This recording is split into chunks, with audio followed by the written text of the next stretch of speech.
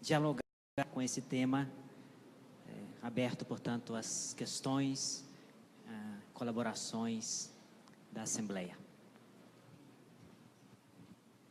Boa noite. Eu gostaria de começar parabenizando o senhor, magnífico reitor, pela explanação do assunto.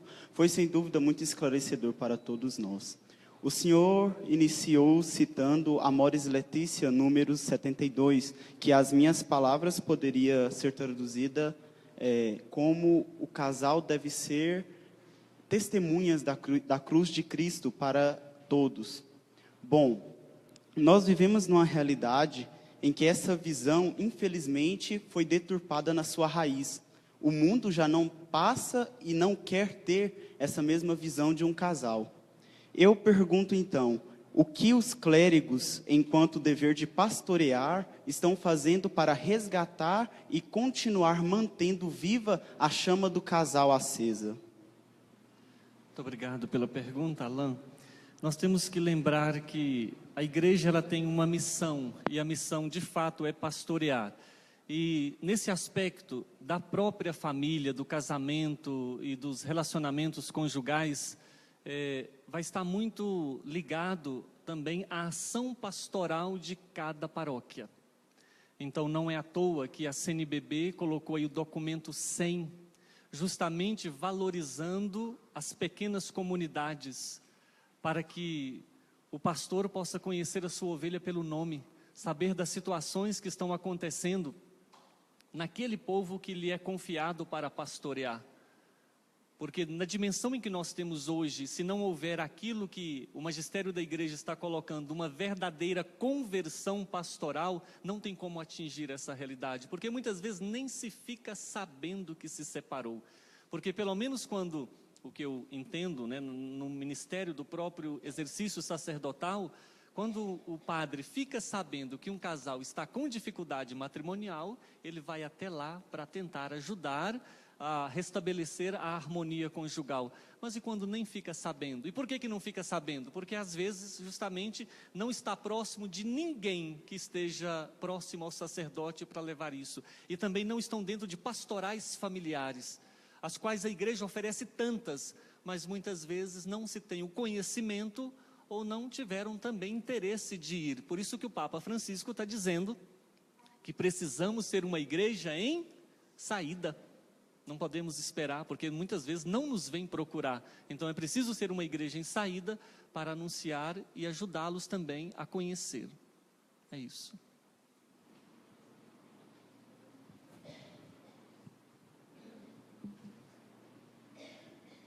Enquanto não vem mais perguntas, eu lhe dirijo uma. O senhor me deixou muito satisfeito com a explanação inicial do texto bíblico, né? Referindo-se àqueles dois verbos fundamentais da relação da esposa para com o marido, sujeitar-se, e do dever do marido de amá-la. A questão é o amor que o marido deve à sua esposa, deve amá-la. É um mandamento que se dirige a todos os cristãos: amai-vos uns aos outros como eu vos amei. E de outro lado, o verbo hipotasso, sujeitar-se, também é uma indicação, digamos assim, entre aspas, genérica para todos os cristãos, né? Se eu ler o texto de Efésios, capítulo 5, acho, versículo 22 a 33, o versículo 21 precedente usava o mesmo verbo: sujeitai-vos uns aos outros no temor de Cristo. E, portanto, não está dirigindo ainda a relação esposo e esposa. Talvez o maior estudioso deste verbo, existe um grande dicionário teológico alemão, para o Antigo e para o Novo Testamento, mas do Novo Testamento, chamado Theologische Wörterbuch zum Neuen Testament, no qual vários biblistas foram renomados católicos chamados a colaborar para comentar todas as palavras da Sagrada Escritura. E Gerhard Delling, que foi o selecionado para trabalhar este verbo, e por isso o senhor me deixou muito satisfeito com a colocação, ele diz que hipotasso não tem nada a ver com obediência. E ali ele trabalha o verbo no sentido teológico desse verbo, dizendo que o substantivo que o forma é taxis, ordem, ordenamento, e para referência cristã é uma taxis divina, uma ordem divina implantada neste mundo pelo Filho no mistério da cruz. Portanto, é nesta ordem que nós nos relacionamos, todos os cristãos. Então, de um lado e de outro, os dois verbos, portanto, não são específicos da relação matrimonial, mas respondem a uma nova ordem divina estabelecida pelo mistério da cruz. Nessa perspectiva, no âmbito da teologia moral, quando trata da relação conjugal matrimonial, qual seria o específico que distingue um cristão consagrado a Deus pelo batismo e vivenciando isto na relação matrimonial, que o distingue de um outro cristão que, por exemplo, não vive uma relação conjugal? Quando nós colocamos a relação matrimonial, veja bem que é bem distinto entre casamento e matrimônio, né? Então, o termo civil, o termo religioso. Mas se nós olharmos, qual é a primeira coisa que leva um homem e uma mulher a empreender o caminho para o matrimônio? Estético, a beleza, chama atenção, não é? Ou seja, quando fala cada panela tem a sua tampa, então o estético chama pelo olhar, pela beleza, e isso coloca as pessoas já no mesmo caminho. Mas se porventura se encontram e depois vê que a pessoa tem pensamentos, ideias totalmente contraditórios, se afastam. O estético não é suficiente para manter. Mas se já percebe, é bonito, é bonita, gostei da conversa, então já tem aí o intelectual. Então nós temos a beleza, nós temos o intelecto, que afinam nos seus sonhos, nos seus ideais. E agora entra aquele aspecto que é próprio do cristão, a fé. Então, seja, tem-se a fé. Então, tem uma música do Padre Zezinho que eu gosto muito, e que nós sacerdotes e diáconos acredito que escutamos sempre nos matrimônios, que diz assim: se foi amor o que nos fez olhar na mesma direção, se foi amor o que nos fez tomar a mesma decisão. Aí ele continua, né? Se foi amor, Então, ou seja, olhar na mesma direção, tomar a mesma decisão. Então, de repente, nisso tudo conclui-se um matrimônio cristão, de casais que se apaixonaram porque gostaram um do outro pela beleza, pelos ideais e a fé que os uniu. Por isso vão à igreja e pedem, porque na liberdade que se tem hoje, então não precisa se casar, não tem mais aquela pressão social para receber o matrimônio. Mas quando eles procuram, então já é um passo, e se tem consciência, melhor ainda, unidos pela fé. Mas durante o caminho, a gente percebe que o homem que colocava a camisa por dentro da calça, de repente ficou com a barriga por fora da camisa. Então a beleza vai passando, então a beleza que o chamava, que atraía de um e de outro, se tinha esse vínculo, este vínculo se rompe, já não é mais o essencial, já não é mais o primordial, relação ocasional, se era o estético, era o belo, então acabou-se.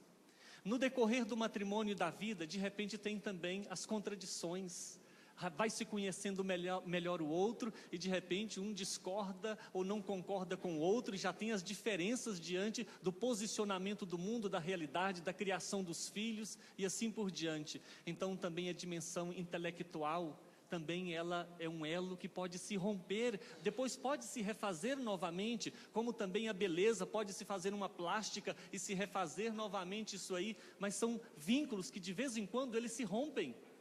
Então o que é que o casal fica unido? Qual é o vínculo que não os deixa sair pelo lado como folha levada ao vento? O vínculo da fé.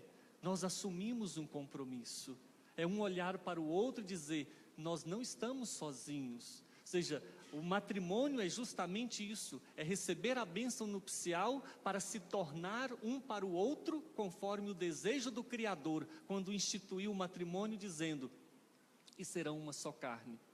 O homem deixará pai e mãe, e vice-versa, a mulher também deixará pai e mãe, e se unirão, e já não serão dois, mas serão uma só carne.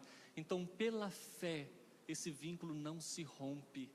Todos os outros meios humanos de colocar um casal juntos ou de fazê-los permanecer não são suficientes para dar uma resposta diante das provações que eles irão passar. Mas a fé é capaz de remover montanhas. Então, assim, a fé tem removido montanhas dentro de relacionamentos conjugais que vivenciam a sacralidade do matrimônio. Então, esse é, para mim, o específico daquilo que é o matrimônio cristão.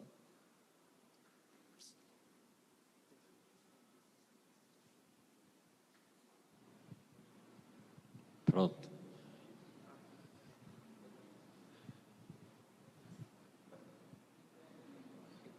AIP.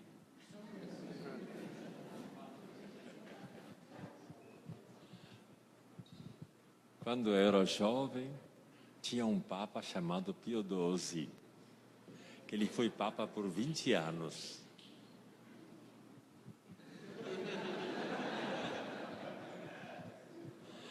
E quando estava terminando o seu pontificado, ele falou: se eu ficasse mais 20 anos na igreja como papa, dedicaria todos os meus 20 anos só para tratar o problema família. Mas ele morreu. Ele tinha feito um trabalho enorme, porque é um homem de grande comunicação, tem 20 volumes de discursos que ele pronunciou todo de cor, porque era uma cabeça única, falava 11 línguas corretamente. Ele dispensava o secretário de Estado, porque as relações com o resto do mundo ele era o melhor comunicador. Ele queria comunicar e fazer um trabalho novo para a família. Ele morreu, mas nasceu o Vaticano II, que logo, por João 23, né? Depois que fez a Pacem in Terris, o Vaticano II, né?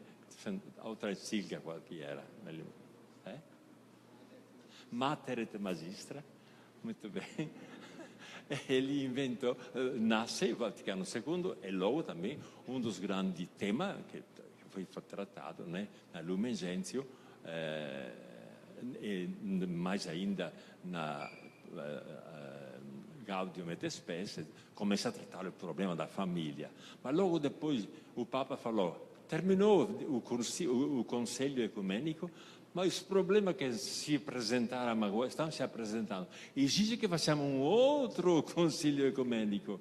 E a Igreja inventou o sínodo da Igreja, o sínodo, né, para que a Igreja pudesse caminhar dando respostas pontuais à problemática nova que nasceu.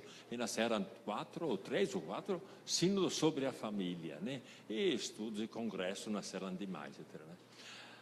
Quando era pequeno, alguém dizia que a família não faz bem o seu trabalho, não faz educação sexual dos filhos. Claro, nunca foi feita a educação sexual explícita nas famílias. Alguém acusava a família de ser omissa. Mas, sabe, o sexo é tabu, não se deve falar. Então, o Espírito Santo sempre assistiu à igreja. E aí, o amor familiar sempre foi autêntico, santo, sincero, divino, podemos dizer, com as belas famílias numerosas que nós tínhamos antigamente, né? Onde nasciam milhares de vocações sacerdotais, religiosas e missionárias, né? Então, quer dizer que a falta de uma educação sexual explícita não impediu que acontecesse uma conscientização, uma formação, que o Espírito Santo falasse e preparasse jovens também a casar-se santos. Isto sempre aconteceu. Hoje o mundo mudou, é preciso também uma educação sexual explícita, acredito eu. Quando era pequeno, na minha paróquia, tinha uma livraria com todos os textos catequéticos para os baixinhos de 1º, 2º, 3º, 4º, 5º, 6º, 7º, 8º ano de catequese. Toda criança tinha um livrinho de catequese e não vejo esta coisa aqui hoje. Então, está faltando. E se tivesse também um trabalho, um material catequético, didático, bem preparado, também sobre educação sexual, desde criancinha, o homem não fica curioso para conhecer e não encontra uma resposta justa, então encontra a resposta maliciosa, aí o tema que tratou o nosso diácono pouco tempo atrás, né? O grande problema é ali. A educação sexual é a família, é a primeira mestra que tem que ser preparada para isso. Então, acredito que... Entendeu, né? Tchau.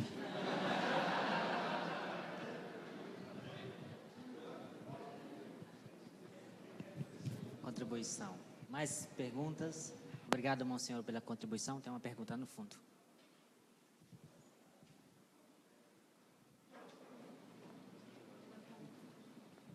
Padre Dilma, parabéns pelo tema também. O que nós vemos hoje na sociedade é que os casais, quando eles estão namorando, na verdade, eles não se conhecem, eles pouco conversam e deixam para ter esse diálogo depois do casamento.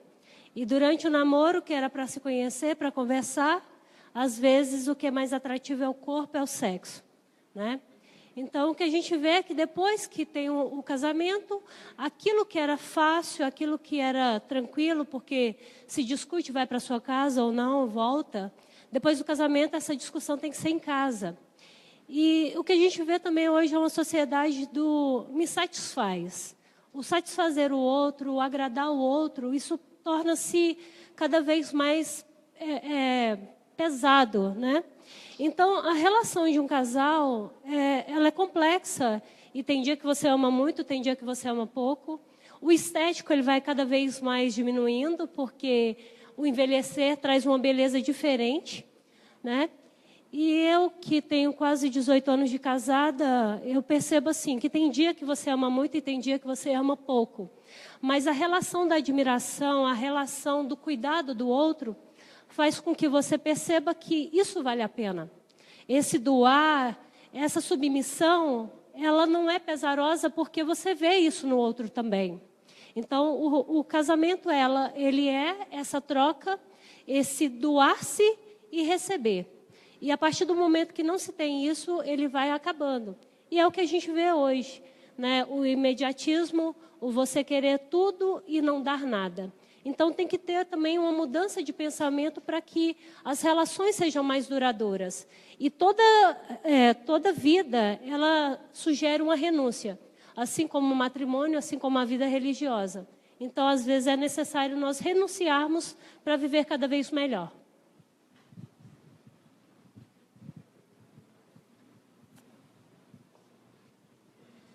Obrigado pela contribuição. Tem mais alguém aqui no fundo?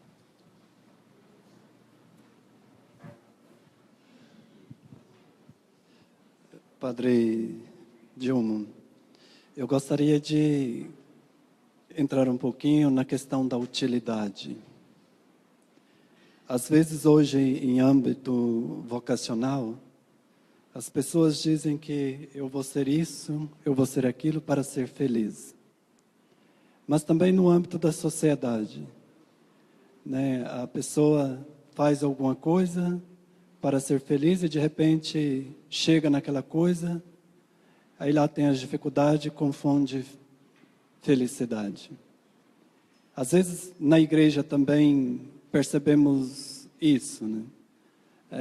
Vou ser padre para ser feliz, vou casar para ser feliz, e aí vamos indo no âmbito do utilitarismo. Como nós conjugarmos esse modo de pensar utilitarista da sociedade de hoje e, por vezes, tem invadido os matrimônios que nós percebemos muito bem que entra também na utilidade da pessoa. Usa o outro até quando ele pode.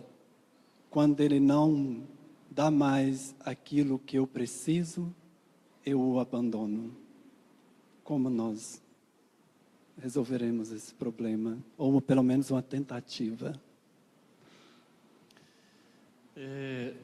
Nesse lado, colocando nessa dimensão cristã, onde não somente aqueles que não são cristãos, mas todos nós estamos acometidos a essa mentalidade descartável, utilitarista, eu colocaria como ponto fundamental a experiência, para nós cristãos, a experiência de Cristo, a experiência de Deus.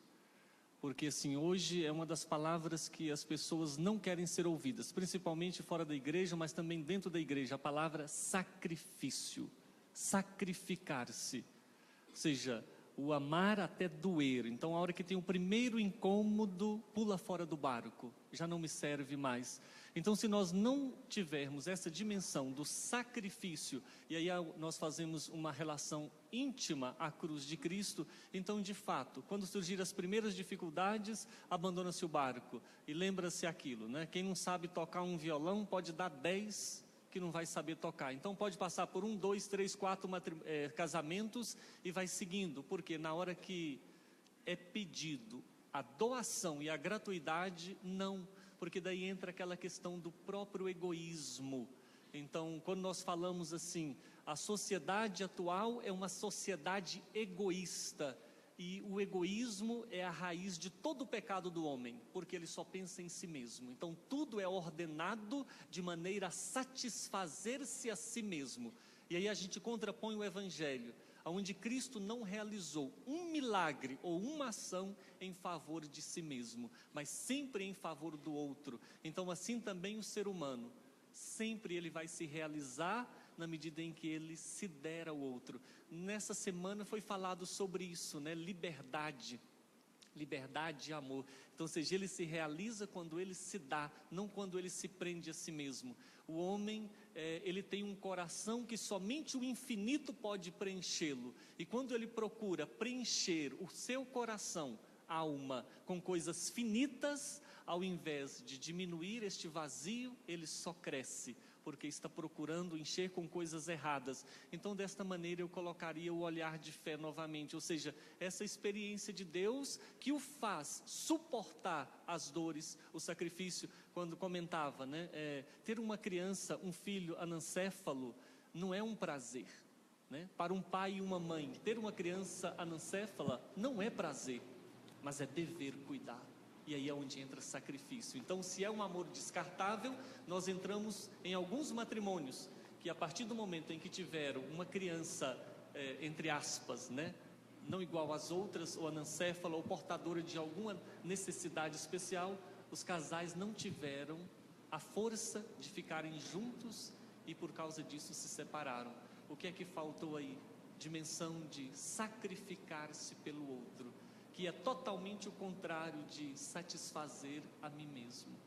Se eu respondi, eu penso mais ou menos isso, né?